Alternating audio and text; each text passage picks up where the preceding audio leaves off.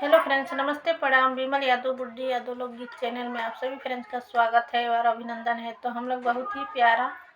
जोग गीत लेकर आए हैं जो शादी विवाह में गाया जाता है। अगर अच्छा लगेगा तो लाइक शेयर सब्सक्राइब जरूर कीजिएगा और कमेंट बॉक्स में ज़रूर बताइएगा कि ये जोग गीत आप लोगों को कैसा लगा। तो चलिए सुनाते हैं।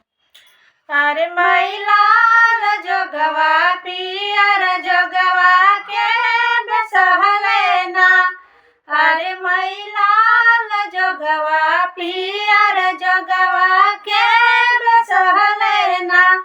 अरे माई सुंदर बेटी सावर बरवा के खोज लेना,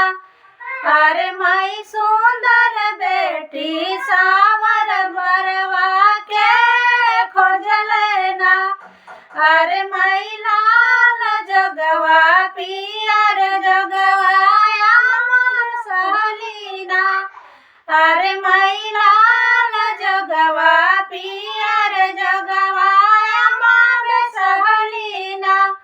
अरे माई सुंदर बेटी सावर बरवा पापा खोज लेना, अरे माई सुंदर बेटी सावर बरवा पापा खोज लेना, अरे माई लाल जोगवा पियर जोगवा के बेसहलेना, अरे माई सुंदर बेटी सावर बरवा के खोज लेना, अरे माई सुंदर बेटी सावर बरवा के खोज लेना, अरे माई लाल जोगवा पियर जोगवा चाची बेसहलीना, अरे माई सावर दुल्हा, अरे माई सुंदर बेटी सावर दुल्हा चाचा खोज लेना, अरे माई सुंदर बेटी सावर दुल्हा चाचा खोज लेना,